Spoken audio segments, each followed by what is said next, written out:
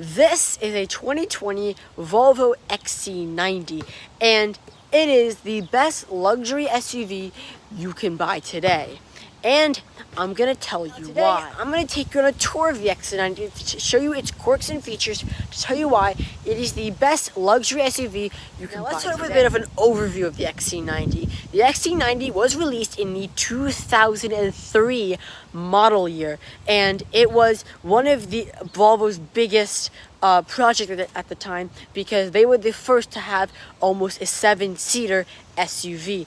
Over the years, Volvo has changed the XC90, and just in 2016 they redesigned it, and in 2020 they did a refresh. Today you can get 3 different versions of the XC90: Momentum, Inscription, in R Design. Those are the 3 trims. The Momentum is your sort of base model, the R Design is the sportier version, and then the Inscription is the more luxurious version. And then of course at the top of the line you have Excellence, which is made from like most limo companies. What I have behind me is a Momentum, and I'm going to take you on a tour to show you why it is the best luxury SUV you can buy right now. And anyways, I want to start at the front of the XC90 to show you one of its really interesting quirks, and that is the hood latch. So if you're ever wondering where your hood latch is on your modern Volvo, this is how. If you see that the Volvo logo is pointing up, well, Volvo took that and they made it into a feature. So if you're ever wondering where your hood latch is, follow the arrow up to the top corner, and as you can see, unlatch your hood, and there it is. And that is a very interesting way of putting your hood latch. Great thinking, Volvo. Under the hood, there's a very interesting feature I actually want to point out, that which is the engine cover. And the engine cover is a foam engine cover. I don't know why they decided to do this, and I mentioned this on my Shep's Tech videos, but the engine cover is foam, and the reason why they do this is so the engine doesn't produce a lot of sound into the cabin. I find this a really interesting engine cover, but it's still cool to see it nonetheless. Moving on to the interior of the XC90, and I want to start off with this thing. And I've always wondered what this slab of plastic could be. And on other XC90 models, it was a tailgating system, and the light showed up to show you if you're tailgating or not. Well, with the redesign, they actually just left a slab of plastic here. So I've always wondered, what could the slab of plastic be? It doesn't match with any of the other rest of the dashboard. Well, it's actually the heads-up display mount. So this car didn't actually come with the heads-up display.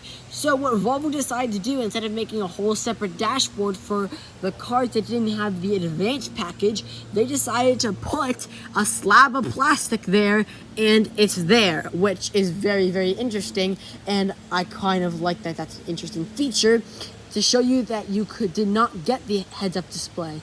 Yes, Volvo, I know we didn't get that. Next, I want to run to the center console of the XC90, where usually most companies have a button to start the engine. Well, in this car, there is no button. There's a dial. You start it like every other car. You put your foot on the brake, and to start it, you turn to start it. I love this feature, and it's just very interesting to hear your Volvo XC90 roar to life. It's just, listen to this.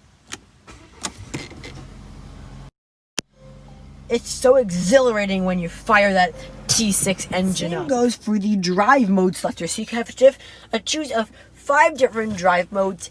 Eco, which is your economy mode. Then you have your comfort, which is everyday use.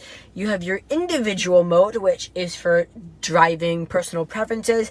Dynamic, which makes the suspension and the throttle response more faster. And the one I want to talk about, which is off-road. For some reason, off-road limits you to 20 miles an hour. I don't know why, but they decided to limit you to 20 miles an hour. Very interesting, but I don't know how many people are actually going to go off-roading in their XC90. Next, I want to move on to the the center screen here, which mainly controls the entire car. So I want to start off with the air conditioning sliders. Check this out, okay? So you go into the air conditioning, which is at the bottom with a person that looks like sitting down in a seat.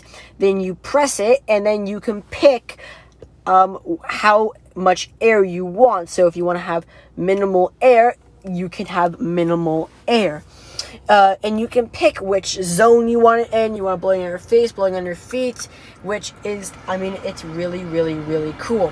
And then from there, you can pick, and then here you have the two sliders. You adjust it with these very cool sliders. You can synchronize the temperature, or you can adjust the temperature just by itself, and it's really cool to adjust it. And if you don't want to adjust it with the sliders, you can adjust it just by pressing up or down. Very cool feature. Navigation screen where it is absolutely super responsive. It has the all wanted pinch to zoom feature, and it is super communicative and super easy to use. We've had this car for about a couple of months now, and it is super easy to use. It even lets you know where traffic is on certain roads, and it even tells you where highways are, and you can put it in the coolest 3D or 2D mode, which is really cool. Move on to another interesting feature in the screen, and that is the car status feature. So it's over here on the other side pane with all your other control units, and you press it, and it gives you accurate status on the car just through the infotainment screen. You can check car messages, like a headlight might be out. It might appear in the car status page. Moving on to the status of the car as well, it shows you the oil level just out of the screen.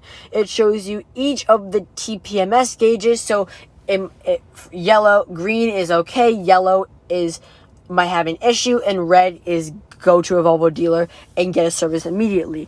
You can also go to appointments, and here you can request a service. So for this car, it's either 87 days or 6,334 miles, and you can just request a appointment just through the screen itself. That is a really cool feature. Very interesting quirk with the XC90 is all the different sounds this car makes. This car makes all these different sounds, and they all sound remarkably different, and they all correspond with these different things. Take a listen to all the interesting sounds the XC90 makes.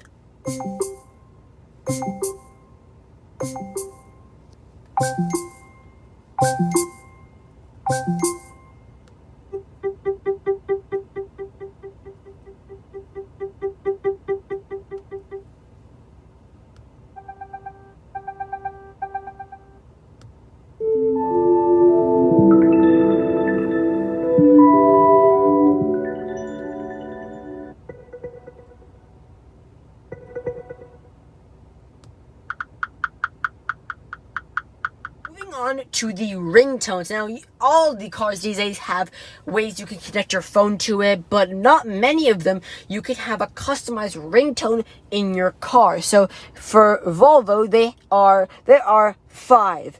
They are called Northern Lights, Sea Cave, Midsummer Night, Yellow Field, and Classic Phone. Let's listen to what Northern Lights sounds like.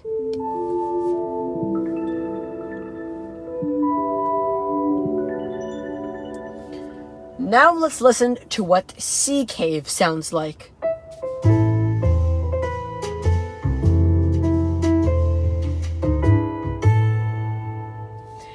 Now Midsummer's Night.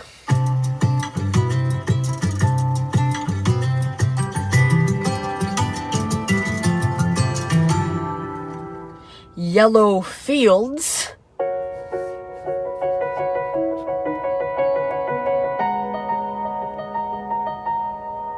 And then just the Classic Phone.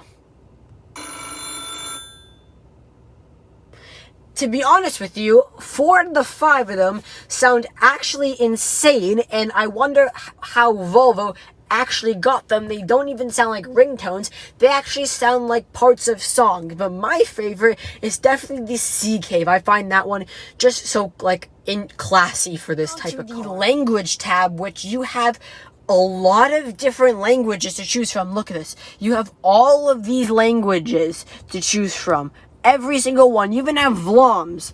Vlaams. I don't even know if anyone even owns an XC90 in that speaks Vlaams, but I guess now they can. I want to move on to the displays tab, where you have a lot of display themes you can choose from, and that changes the dials in the center display.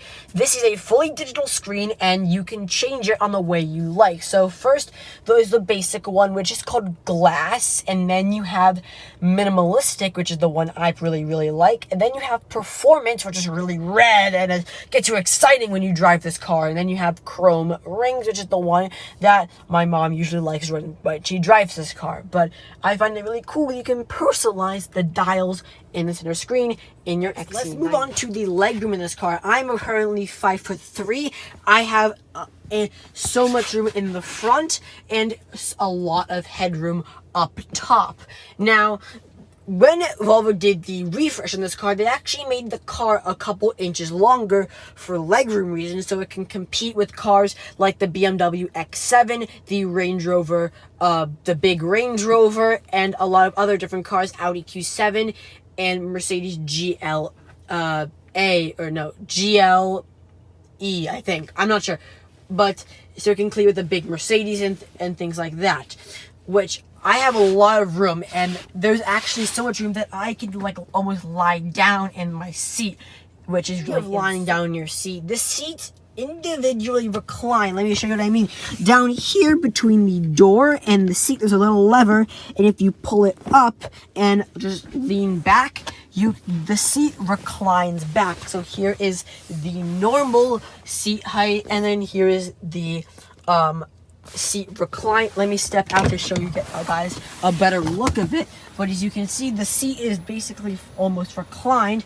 The front pops out a bit, and when you're going on long road trips in this car, this is a really interesting feature that is just super useful when you go on long road trips. You can recline your seat, and it's not just this seat that reclines, the middle seat and the other seat on the other side reclines, and I find that just a really cool feature. Let's move on to the built-in booster seat. Now, Volvo for ages, since 2003, has had this feature that no one else has on a car, which is the built-in booster seat. Now, this is a $250 option, and how you know your car has it is there is a split line here, and if you just pull the lever at the front, the seat pops out, and then you can lift it up and snap it into place. Now, this is so for kids that want a booster seat, they have it actually built into their car, and their instructions right there on how to do it, which I find just really cool. But one of them is really interesting is that it says down there is that kids over 100 pounds cannot sit here, which I can see why, because it is extremely uncomfortable for someone that's over 100 pounds like me, and as you can see, it is definitely really uncomfortable. But for kids, I can see why they might like. To the rear climate controls, which are infuriating. Let me explain what I mean. So in 2018, Volvo decided to redo a couple of the XC90s and put a new rear climate control system in it. So instead of it being on the entire time, it shuts off after you touch it, but it's actually on. So right now, the rear climate control is actually on. As you can see, I don't know if you can really tell, but it is blowing out air, but you can't tell because there's no numbers up here. You touch the unlock button and you can adjust how much air you want, and you can precisely touch where you want. Let's say, so right now it's currently at 65, and the other person can have it at 71 if they wanted to.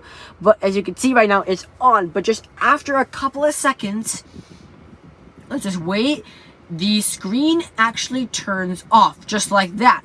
But it's on. If you want to turn it off, you touch it, and then touch it you touch it, and then you touch it again, and that turns the rear AC off. Touch it back on again, and it is back on. It is really infuriating, and I really do not like this feature. I wish they just kept the simple on-off button, but this is a power-saving feature on the XC90, as well as you have heated seats for both rear passengers, and it is really precise on where you touch it, and it's really responsive. Now, next I want to move on to the rear seats of the XC90, which obviously have one big problem with them, and I want to explain that kind of issue with this car.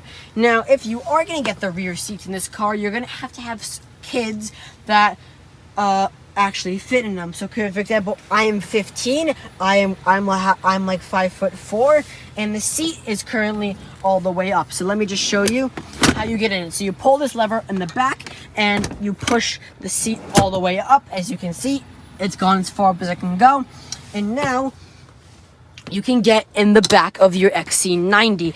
Now, this just explains why this is such a big issue. So, and then you reach up, grab the seat, and then you can pull it back, and so the seat is as far as it can go right now. Now, I don't really have a lot of room back here, and we got this car in September.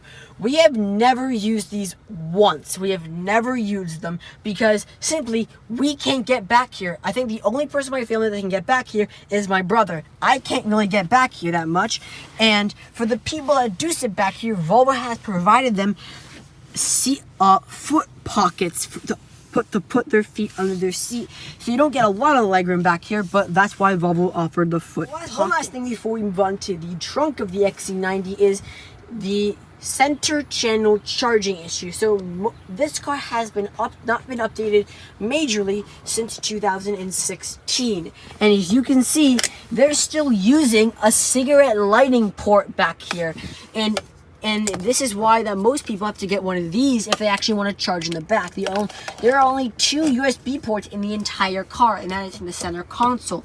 There are no USB ports in the back, which is why that most people resort to these. I don't know why Volvo has not updated that issue yet. How you put the rear seats down, and that is with this little latch here. You press this little latch, you pull this little latch, and all of a sudden, the seat is down. So much easier than the other older XC90s to shove the seat in and then put it down, and this is just a lot of easier way, and I'm glad Volvo changed that. I want to bring your attention to this button right here. So this button right here is a normal button. It's a power closing trunk. The trunk power closes automatically. Simple, right? Then you bring the back up, and let's say if you let's just say if you don't want to go and lock your car from the key, all you have to do is have the key on you, press this button with the lock on it, and if you press it with the key by you, what the hell? Oh, there it goes, and now you can walk away, not pressing the key, as you can see, the car locks automatically. Very good feature. I don't know why it didn't work there, but very good feature. Those are all the quirks and features of the Volvo XC90. And now I'm going to give my final opinion on it. Obviously, this car is not the highest level. This is actually a T6 Momentum you're looking at. And as of right now, they actually offer a 6-seater version, which gets rid of the middle seat, where the one I showed you with the booster seat. And it's a lot easier for people like me to get in the back, and there's a lot more room. So if you have kids like me, as you can see, tall kids, then like tall teenagers, they would benefit from the 6-seater, not the 7-seater. At the time we bought this car, they didn't have any 6-seaters, so we couldn't really get one. But I really do like this car, and it is actually one of the king of the luxury SUVs out there. And for a reasonable price, around $60,000, it's actually you get a lot for your money. Thank you guys so much for watching this video. Stay tuned next time, and see you guys in the next review.